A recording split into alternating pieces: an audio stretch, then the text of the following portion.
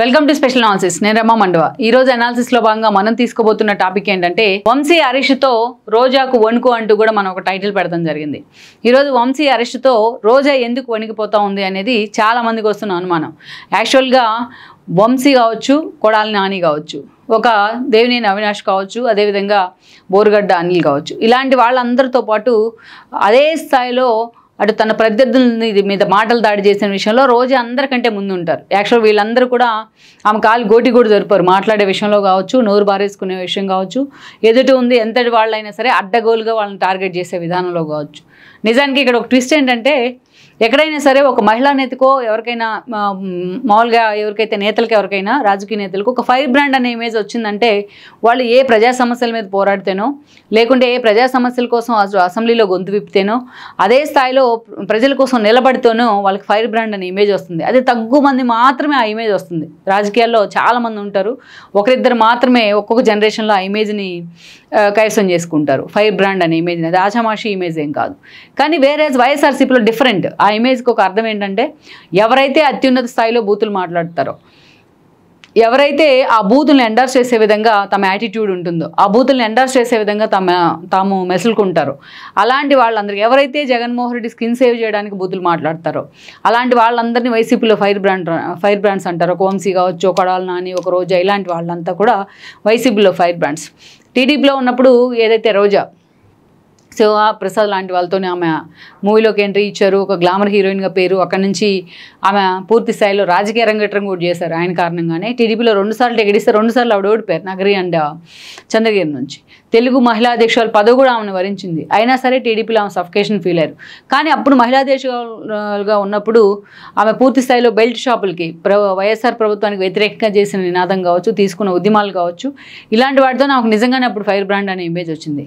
కానీ వేరే ఆమె ఎప్పుడైతే అక్కడి నుంచి వైఎస్కు బొకే ఇచ్చి ముందుగా కాంగ్రెస్లోకి వద్దామనుకున్నారో, ఆయన చనిపోయిన తర్వాత జగన్మోహన్ రెడ్డి పంచం చేరారు. అప్పటి నుంచి ఆ ఫైర్ బ్రాండ్ ఇమేజ్ అనే పదానికి ఒక అర్థాన్ని మారుస్తూ వచ్చారు రోజా. ఆవిడికి వైఎస్ఆర్సీపీలో కూడా మహిళా అధ్యక్షురాలు పదవి ఇచ్చారు, కొల్లి నిర్మలాని పక్కన పెట్టి. అక్కడి నుంచి చూస్తే 14లో ఎమ్మెల్యేగా గెలిచారు ఆవిడ. ఫస్ట్ టైం గాలిముద్దు కృష్ణయ్యని ఓడించి నగర్ నుంచి ఆవిడ ఎమ్మెల్యేగా గెలవడం జరిగింది. బట్ తన క్రూయల్ బిహేవియర్ కారణంగా 2 ఏళ్ల పాటు ఆమె అసెంబ్లీ నుంచి సస్పెండ్ కూడా అయింది, కోడెల శివప్రసాద్ స్పీకర్గా ఉన్న సమయంలో. అక్కడి నుంచి మనం చూసుకున్నట్లయితే 2019 ఎన్నికల్లో సైతం రోజాకు టికెట్ లభించింది. ఏపీఐసీ చైర్పర్సన్గా నియమించారు జగన్మోహన్ రెడ్డి 2.5 ఏళ్ల పాటు. ఆ తర్వాత ఆమె చిరకాల కోరికైన మంత్రి పదవి కూడా కట్టబెట్టారు జగన్మోహన్ రెడ్డి. 2.5 ఏళ్ల పాటు ఆవిడ టూరిజం శాఖ మినిస్టర్గా కూడా పనిచేశారు. అయితే ఇక్కడే ఒక ట్విస్ట్ ఏంటంటే ఒకవైపు పార్టీ అధికారంలో ఉంది 151 సీట్లతో, జగన్మోహన్ రెడ్డి ముఖ్యమంత్రిగా ఉన్నారు, తాను ఎమ్మెల్యే అయ్యారు రెండోసారి, అంతేకాదు మంత్రిని కూడా అయ్యారు. సో ఇక రోజాను అడ్డుకునే వాళ్ళు ఎవరు లేకుండా పోయారు ఆ పార్టీలో. జగన్మోహన్ రెడ్డి లాంటి వాళ్ళు ఆమెను అదే స్థాయిలో ప్యాంపర్ చేస్తూ వచ్చారు. కాబట్టి ఎక్కడ రోజాను కంట్రోల్ చేసేవాళ్ళు, కంట్రోల్ చేయడానికి కూడా భయపడేవాళ్ళు ఆ పార్టీలో. ఎంతోమంది మహిళా నేతలు ఆ పార్టీలో ఉన్న, రోజా ఒక్కరే మాత్రమే ఇలాగ మాట్లాడేవాళ్ళు. ఆ స్థాయిలో ఆమె ఒక మహిళ అన్న విషయాన్ని పక్కన పెట్టి, ఒక తాను ఎమ్మెల్యేని, ఒక మంత్రిని అన్న రెప్యుటేషన్ కూడా పక్కన పెట్టి ఆ స్థాయిలో ప్రత్యర్థుల మీద విరుచుకుపడేవాళ్ళు. వెనక ముందు ఆలోచన లేకుండా ఇంట్లో లేడీస్ని కూడా అంతే మాట్లాడేవాళ్ళు. లోకేష్ అయినా, పవన్ కళ్యాణ్ అయినా, చంద్రబాబు అయినా, ఆయన ఫ్యామిలీ అయినా ఆ స్థాయిలో రోజా రెచ్చిపోయిన సందర్భాలు అయితే ఉన్నాయి. ఇక్కడ మనం చూసినట్లయితే ఈ టైటిల్లో పెట్టింది వంశీ అరెస్ట్.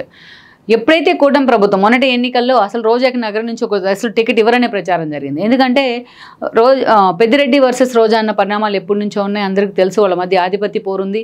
పెద్దిరెడ్డి వర్గమైన కేజే కుమార్కి కావచ్చు, శాంతి కుమార్కి కావచ్చు, ఈడీ కార్పొరేషన్లు, నగర మున్సిపాలిటీలు దక్కాయి. అక్కడి నుంచి చూసినట్లయితే చక్రపాణి రెడ్డి లాంటి వాళ్ళకి శ్రీశైలం ట్రస్ట్ బోర్డు చైర్మన్ పదవులు కూడా దక్కాయి. ఇలాంటి పరిస్థితుల్లో రోజాకి నిజంగానే ఆ నగరిలో సఫికేషన్ ఎదురవుతూ ఉంది. ఆమె ఎన్నోసార్లు ఇదే విషయాన్ని జగన్మోహన్ రెడ్డి దగ్గర కూడా వాపోయినా, బట్ జగన్మోహన్ రెడ్డి మాత్రం పెద్దిరెడ్డి వైపు మొగ్గు చూపారు. మొన్నటి ఎన్నికల్లో రోజా ఓడిపోయారు. ఓడిపోయిన తర్వాత అటు చూస్తే తన ప్రత్యర్థి అయిన పెద్దిరెడ్డి గెలిచారు. టీడీపీలో ఉన్న ప్రత్యర్థుల కంటే రోజాకి సొంత పార్టీలో ఉన్న పెద్దిరెడ్డి, మిథున్ రెడ్డి పెద్ద ప్రత్యర్థులు అనుకోవచ్చు.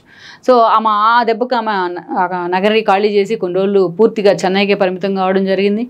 అక్కడ తర్వాత ఆల్మోస్ట్ సైలెంట్ అయింది పార్టీలో. రోజా వాయిసే వినిపించట్లేదు. తిరుమల లడ్డు లాంటి వ్యవహారాలు వచ్చిన తర్వాత జగన్మోహన్ రెడ్డి ఆమెను పిలిపించుకునే ప్రయత్నం చేశారు. సో ఆమె యాక్టివ్ అవ్వాలంటే కేజే కుమార్ని కానీ, కేజే శాంతిని పార్టీ నుంచి పూర్తి స్థాయిలో వాళ్ళ మీద క్రమశిక్షణ వేటేయాలని ఆమె కోరడం, జగన్మోహన్ రెడ్డి పెద్దిరెడ్డిని పక్కన పెట్టి మరి ఆ నిర్ణయం అయితే తీసుకున్నారు. దెన్ రోజా మళ్ళీ పార్టీలో ఇప్పుడిప్పుడే కొంచెం ట్వీట్స్ పెడుతూ కూడా బయటికి హైలైట్ అవుతూ ఉంది.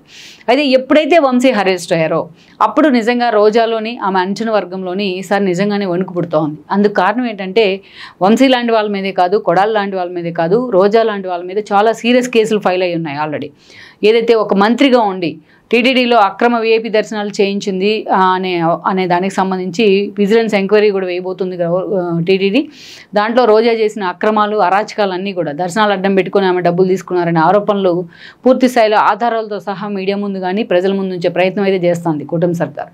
అంతేకాదు ఇక్కడ మనం చూసినట్లయితే ఋషికొండ భవనాలు, ఋషికొండ గుండు కొట్టేయటమే కాదు, ఒక ప్రకృతిని విధ్వంసం చేసి ఏకంగా సీఎం కోసం అక్కడ ఇల్లే కట్టించేందుకు ఒక టూరిజం శాఖ మినిస్టర్గా ఉండి ఆ జీవోల మీద సంతకాలు చేయడం, జీవోలు ఇష్యూ చేస్తే ఆ జీవోల మీద టూరిజం శాఖ మినిస్టర్గా ఉండి తనకి అనుమతులు ఇస్తూ కూడా సంతకాలు చేసిన పరిస్థితి.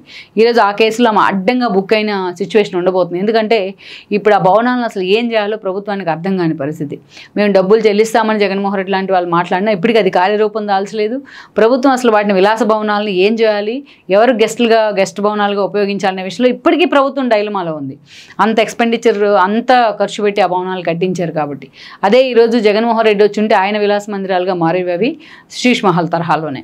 దెన్ మనం చూసినట్లయితే ఈరోజు రోజు ఆ విషయంలో అడ్డంగా ఇరుక్కోబోతుంది.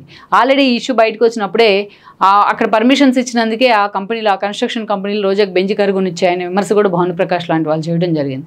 సో కారణాలు ఏమైనప్పటికీ ఇలాంటి కేసులు ఆవిడ మీద చాలా సీరియస్గా నమోదై ఉన్నాయి. ఏబిఐసికి సంబంధించి కూడా ఆమె చైర్పర్సన్గా ఉన్న సమయంలో కొన్ని భూ ఆరోపణలు అయితే ఉన్నాయి. ఓవరాల్గా మనం చూసినట్లయితే పూర్తి స్థాయి ఆధారాల కోసమే ఈరోజు 7 నెలలు కూటమి ప్రభుత్వం ఆగుతూ వచ్చింది. ఒక్కొక్కరికి సంబంధించి పూర్తి స్థాయి ఆధారాలు సేకరించిన తర్వాత మాత్రమే వాళ్ళ అరెస్ట్ విషయంలో చాలా సీరియస్గా ఈరోజు అడుగులు వేస్తూ ఉంది. ఈ క్రమంలోనే ఈరోజు వంశీ అరెస్ట్ అయ్యారు. నెక్స్ట్ టార్గెట్ రోజానే అన్న ప్రచారం జరగడంతో నిజంగానే రోజా అంటే ఒక్కసారిగా ఉలిక్కి పడుతూ ఉంది జగన్. అందుకే ఆవిడ ఈ మధ్యకాలంలో ఎక్కడ చూసినా జస్ట్ ట్వీట్లకో ఎక్కడో పరిమితం అవుతున్నారు కానీ గతం తరహాలో అంత అగ్రెసివ్గా మీడియా ముందుకు వచ్చే ప్రయత్నం అయితే చేయట్లేదు ఆ భయంతోనే. సో ఈరోజు ఇన్ని కేసులు తన మీద పడితే మరి రోజాని ఎవరు కాపాడాలి? జగన్మోహన్ రెడ్డి ఆమెను కాపాడే ప్రయత్నం చేస్తారా? రోజా ఎట్టి పరిస్థితుల్లోనూ తప్పించుకునే ప్రయత్నం చేసే అవకాశం లేదు అనేది కూటమి వైపు నుంచి వినిపిస్తున్న ఒక చర్చ అనుకోవాలి. ఇలాంటి పరిస్థితుల్లో మరి రోజా నెక్స్ట్ మూవ్ ఎలా ఉండబోతుంది అన్నది మనం చూడాల్సి ఉంది. ఈ వీడియో మీకు నచ్చినట్లయితే ప్లీజ్ షేర్, లైక్